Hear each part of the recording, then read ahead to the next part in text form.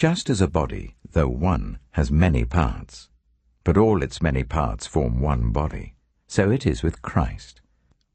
For we were all baptized by one Spirit so as to form one body, whether Jews or Gentiles, slave or free, and we were all given the one Spirit to drink, and so the body is not made up of one part, but of many.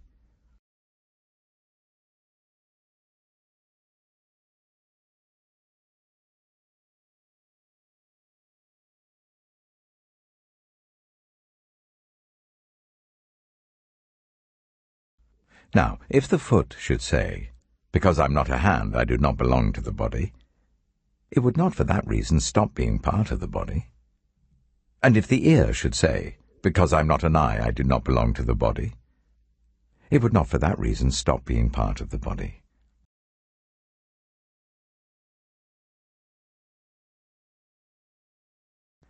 If the whole body were an eye, where would the sense of hearing be? If the whole body were an ear, where would the sense of smell be? But in fact, God has placed the parts in the body, every one of them, just as he wanted them to be. If they were all one part, where would the body be? As it is, there are many parts, but one body.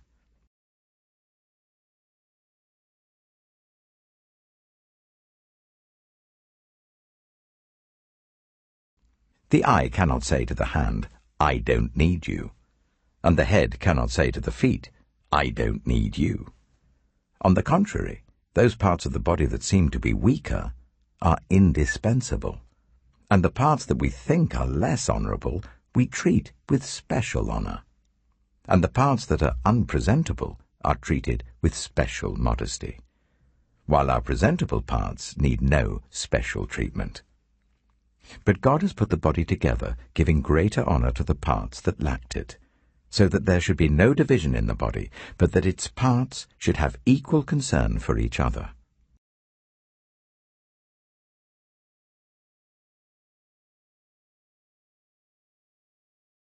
If one part suffers, every part suffers with it. If one part is honoured, every part rejoices with it.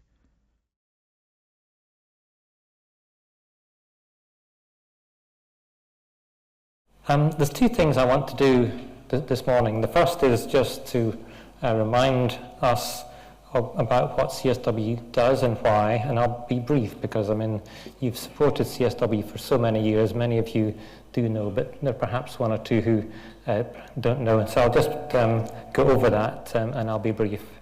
The main thing that I'll do is to talk about one specific country where persecution happens, and also two cases of individuals who've suffered persecution. That'll be where I'll spend most of my time. So first of all, what does CSW do? We're a Christian human rights advocacy organisation, which is a bit of a mouthful. We'll just focus on the word advocacy. What does that mean? It means that we're a voice. We're a voice on the international stage for people who can't and don't have that opportunity. And that's summed up in the words of Proverbs 31, 8-9. Speak up for those who cannot speak for themselves, for the rights of all who are destitute. Speak up and judge fairly. Defend the rights of the poor and needy. And what do we speak up about? We speak up about injustices arising from violations of religious freedom. In order to do that, we visit all the various countries which we work on. There's roughly 25 of them around the world. We visit those, we gather information, and we document cases of violations. That then gives us the raw material to put together reports, and then take those reports to policymakers around the world, including our own here in London, but also at the US on Capitol Hill. We also travel to the EU in Brussels, and we also work at the United Nations, where CSW is the only advocacy organisation which has got UN accreditation. The other thing which we do is obviously what I'm doing now. We come to churches. We share what's happening to our brothers and sisters, because, well, Sandy's just mentioned, that you've been doing this for so long. Many churches just aren't aware, and when people hear, they're just astonished that those other parts of the body of Christ around the world are suffering in terrible ways, and people just aren't aware of that. So that's partly also what we do at CSW. It's helpful to say what's unique about CSW, because there are other organizations, and again, they've been mentioned this morning, organizations like Release, Open Doors, those sorts of organizations. What's different about CSW? The first is that we only work through advocacy. Those other organizations do amazing work, and I'm sure you support many of them, but CSW just works through advocacy. That is our calling. The second thing is, and again this is unique to CSW, we speak up for all faiths, which you might find slightly curious, but let me just explain why we do it. In many of the countries we work, all the minority faiths are persecuted. So if we take Myanmar as one example, the Rohingya Muslims, who you may have heard of, and Christians are both persecuted. And as Christians, and as I say, we are a Christian organization, everyone that works at CSW is a Christian. We don't feel it's the right thing to do to go into those countries and simply look at a group like this and say, okay, Christians on that side, please, we're here for you, everyone else, sorry, because everybody in that country is suffering in the same way in terms of being persecuted for their faith. So as Christians, we believe the right thing to do is to speak up for those of all faiths. And why does CSW exist to do this?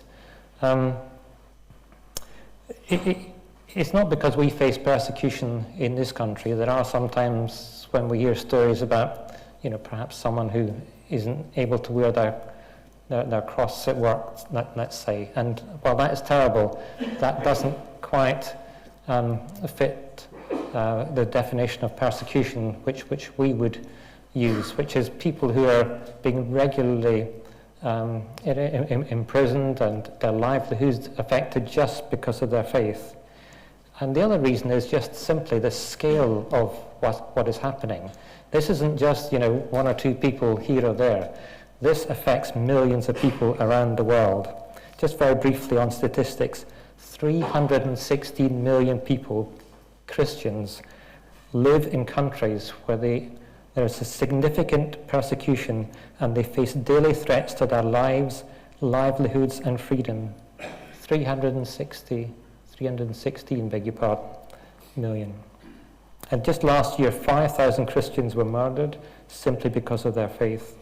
14,000 Christian properties attacked, and 4,000 believers detained, often in harsh and inhuman conditions. Before I move on to the detail, just let me mention one thing, and it has already been mentioned, and I hope you'll forgive me just repeating this, but it is very important. So one of the questions we're often asked is, do we work with other organizations? And unlike the commercial world, so I spent 30 years working for banks, and those banks, the one thing they would never do is cooperate with each other. But it's different when it comes to the kingdom. Organizations such as CSW, Release, Open Doors, the Evangelical Alliance, we do work together, and we work together particularly on this day. And as Richard's already mentioned, this is the day when we come together to pray for persecuted Christians around the world.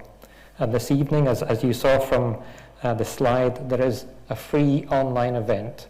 It runs from 7:30 to 8:30, and you can find details on CSW's website. Those who get CSW's weekly email, you will have seen a link to the event on that. And I'm sure if you can't find it there, I'm sure there must be other ways through the church which you can find the link. Please do consider joining that event. It's just it's very informative, obviously, but it's also very inspiring and encouraging to hear the stories of those who are being persecuted for their faith around the world. I'll now move on to as I say, the detail, one country and two particular cases.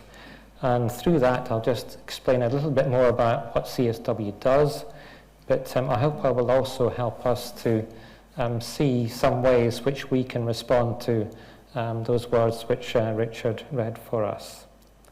So let me start in North Korea. Just a few days ago, CSW published a new report on the situation for those of faith in that country. And I have one copy here. Unfortunately, when I popped into the office, I could only find one copy. If anybody wants more copies, you can get it online, but I could also arrange for you to get a hard copy. That's the third report which CSW has issued on the situation in North Korea, roughly one every 10 years, and that's, as I say, the third one. It looks into the situation in North Korea, and let me just read the summary. It says, "It's a closed, isolated and repressive country. The violation of human rights perpetrated there, including the right to freedom of religion, are among the worst in the world.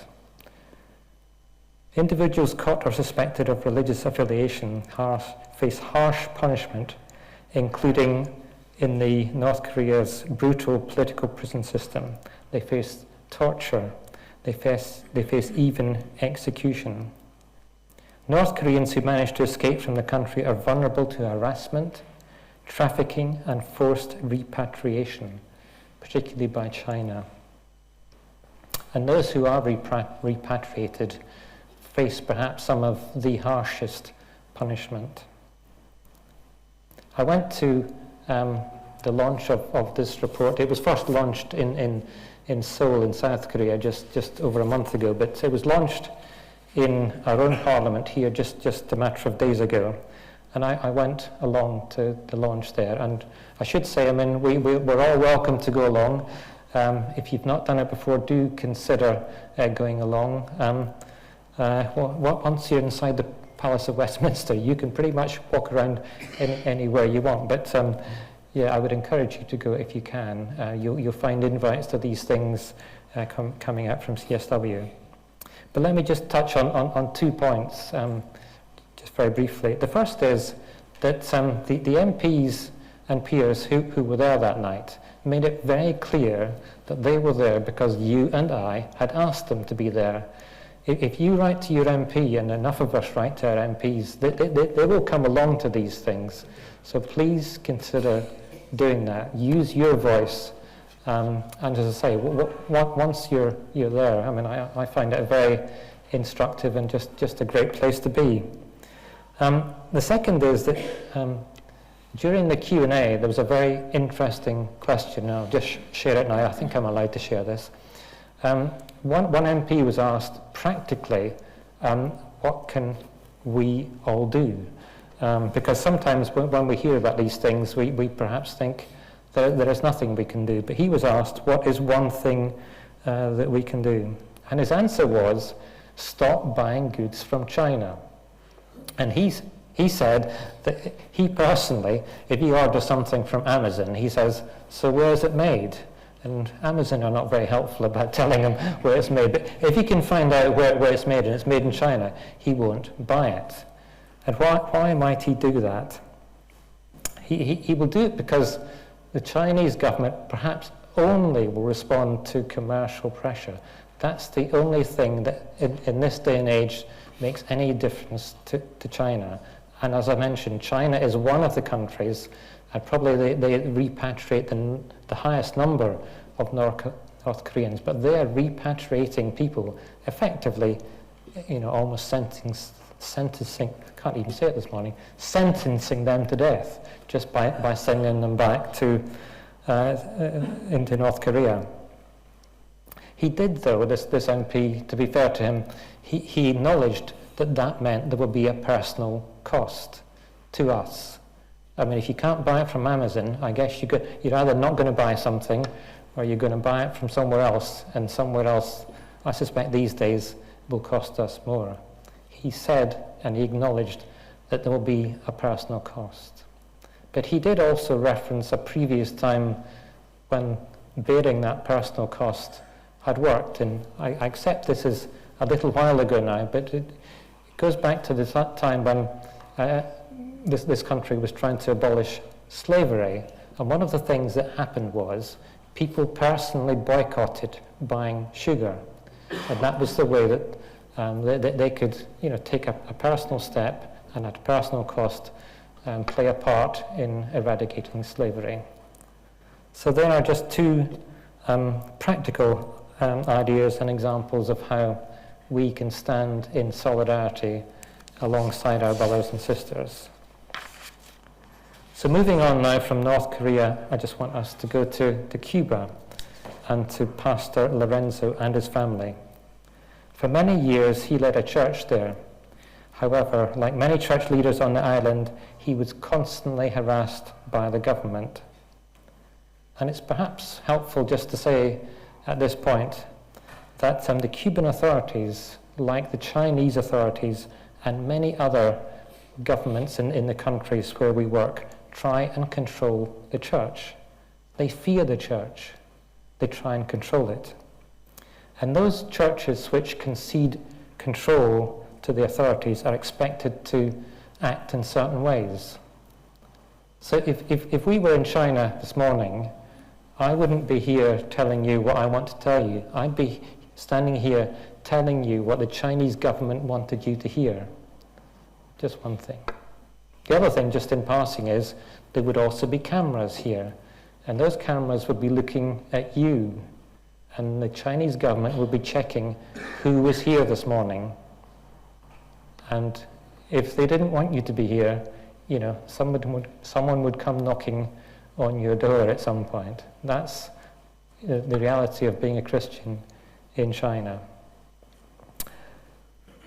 Coming back to Pastor Lorenzo, for 12 years he suffered this harassment, and it came to a head in 2021. That July, like many other Cubans, he went on a peaceful protest across the island, protesting against some of the conditions that they were living under. During that peaceful protest, he was arrested, and he was held for 5 months before he was tried. And this is somebody, a church leader, who's been on a peaceful protest. What did he get tried for? He was tried for disrespect, assault, criminal incitement, and public disorder. Just pause there a second. So if Richard had gone on a peaceful protest in central London, do you think that's what would have happened to him? I don't think so. But it's what happens in places like Cuba. That's partly what our brothers and sisters face. And when he came to trial, he was able to call 2 witnesses in his defense. The prosecution called 17 against him, and very speedily he was convicted, and he was sentenced to 7 years in prison. So how did CSW respond? And again, this will just help us understand a little bit more about CSW, but also what we can do ourselves. The first thing is that we raised the case at governmental level, and we called for his release. We did that at the UN, European Parliament, and we had statements issued from the US and British governments. We also used media, all sorts of media. We use social media, but we also get interviews on various radio stations, TV stations. The third thing we did brings in us. We got our supporters, so that's you and me. We got a petition up, and we got 7,000 signatures on that petition. And that was calling on the Cuban ambassador in London for his release. And if you haven't signed the petition, it's not too late. I have some copies at the back, so please do consider signing that today. As I say, it calls on the Cuban ambassador to London for his release. The next thing we did is we went to the home of the Cuban ambassador in London. We went on a protest there. And again, you'll see, if you get the CSW communications, you'll see invites to these things. We went along twice, and I went on it, and it's very instructive if you do this kind of thing. The first time we went along, I don't know what you know about embassies, but I sort of thought the door would be open. The door wasn't open. So we pressed the intercom, and we explained who we were and why we were there.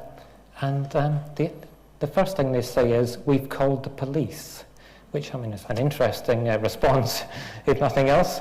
So that was their first response. And we stood outside for a bit, and we held placards, and we prayed, and we sang, and then off we went. But their first response was, "They've called the police." We then went 12 months later, and I think they must look on our website, and I suspect a lot of the governments who are against CSW look at our website. So when we went the second time, the police were waiting for us. And so what did the police do? Well, the police asked us to stay away from the edge of the road, because it was quite a busy road up in central London, and that's what they did to us. Quite different from what happened to Pastor Lorenzo. The next thing we did, and this has already been mentioned, we asked our supporters to write to him and his family in prison. And let me just share two reasons. It's been mentioned already, but let me just repeat some of this. I think it does bear repeating.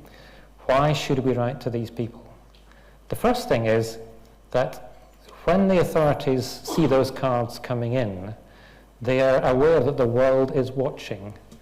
And quite often what happens is that the treatment that's being given to these people is perhaps pulled back just a bit. So that is the first thing. And we do know in the case of Pastor Lorenzo that he wasn't at the start, but he's now being given passes to visit his family at home. And we don't know absolutely that is down to us writing, but we do suspect that is the case. The second reason to write is that those who receive the cards find them so encouraging. And you don't have to take my word for this. I hope you take my word, but you don't just have to take my word for this, because Pastor Lorenzo, having received the cards, writes back. And he isn't just writing to CSW, he's writing to those who've sent the cards. And again, that's people here this morning. And I won't read everything that he writes, but let me just read a little bit from it. He says, "I want to thank you through this letter for your support and Christian love, especially my brothers and sisters who encourage me with their letters. Thank you very much. I recognize all the work you are doing for my release." So yes, your cards do encourage them.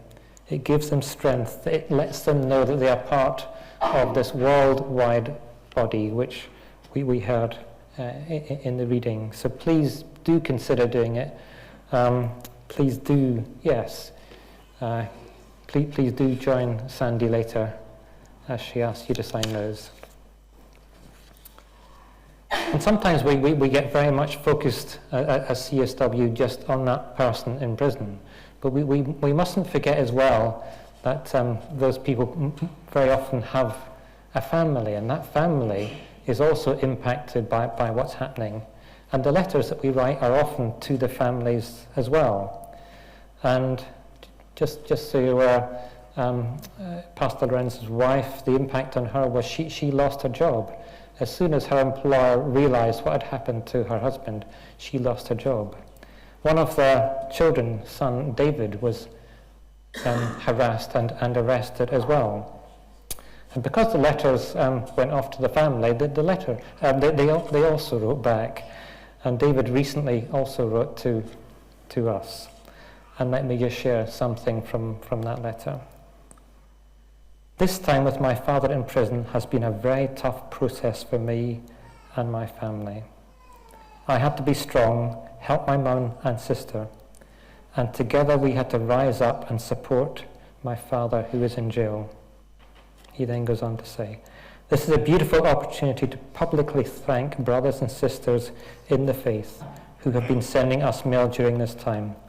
All of it has been very helpful, encouraging and comforting for my dad and also for us as a family. So please do come together and sign these cards." I know sometimes you can think, well, why on earth is that helpful? But these are the reasons why they're helpful. And because of that passage we heard, that is why we should be doing it. Part of the body of Christ, part of the body of the worldwide church is suffering, and our response has to be somehow to stand alongside them in solidarity, and these are some ways of doing that. I could go on and tell you many other stories of people, other heroes of faith, but I just want to very briefly mention one, someone I've met, and Sandy mentioned some of the people that she's met, some of who I've also met down the years. This one is the Reverend Samson, and I met him in 2018 when he came to the UK. At the time he came to the UK, he was the General Secretary of the Kachin Baptist Church. So the Kachin is one of the northern provinces of Myanmar, and many of the Christian groups are up in the north. The Kachin are one of them, and he represented that particular group. He came to the UK at the invitation of CSW because we wanted our parliamentarians, our government, to really hear firsthand what was going on in particularly at that time northern Myanmar. And I could still remember to this day meeting him. He came in November, and so he's come from Myanmar. He's come to the UK in November, and perhaps he hadn't quite checked out, as we all do, what's the temperature going to be tomorrow. And the first thing we had to do for him was to find him some very warm clothes. I think that's the last time I saw my scarf, to be honest. But anyway, I was very glad to give it, obviously. Anyway, in April 2021, just over 2 months after the military coup in Myanmar, which overthrew the democratically elected government, Reverend Samson issued an appeal for prayer for the situation in Myanmar. So this is someone, just as we prayed this morning, he's just calling others to prayer. What happens to him? He was imprisoned. He was imprisoned for 6 years, and the charges against him equally interesting as they were for Pastor Lorenzo. Someone who's issued a call to prayer. He is charged with unlawful association, defaming the state, and terrorism. I don't know about you, that doesn't sound like any church leader I know, and certainly not one who's just called for prayer. And my colleague at the time perfectly summed up the situation. He said, "The sentence is an outrageous travesty of justice. Reverend Samson is a completely non-violent Christian and a brave, tireless advocate of justice, human rights and peace. He has been jailed simply for courageously speaking out against Myanmar's military and their barbaric atrocities perpetrated against the people of this country." Since then, hundreds of people like yourselves have prayed for him, have campaigned for him, and CSW persisted in its international advocacy, including a statement at the Human Rights Council calling for action on the situation in Myanmar and highlighting the fact that Reverend Samson was enduring interrogations, cramped conditions, and malnutrition in prison. And we're delighted that he was released earlier this year. I've brought copies of CSW's current magazine, and he's on the front cover. You can read all about him. There at the back there. You can also find CSW's prayer diary. Unfortunately, it expires. Well, it has expired. It expired a couple of days ago, and the new ones will be out. But I mean, you can still use these, obviously, for things to pray about. I just want to draw things to a close now, and I want to go back to the words that we had read, but I want to just share a slightly different version of those words from Corinthians, and it's in the Message version. Not that they're any better, they're the same words, but perhaps just expressed slightly differently. Let me read them for you. If one part hurts, every other part involved is every other part is involved in the hurt and the healing. If one part flourishes, every other part enters into the exuberance. And my focus has obviously so far been very much on the ways that we can be involved in the hurt and the healing. But friends, let's not lose sight of how parts of our church are flourishing in some of the hardest places in the world to be a Christian. Places like Iran, China, and Cuba. So we do exuberantly give thanks and praise that our amazing God is at work through people like Pastor Lorenzo, Reverend Samson, and so many others in places like North Korea. Thank you.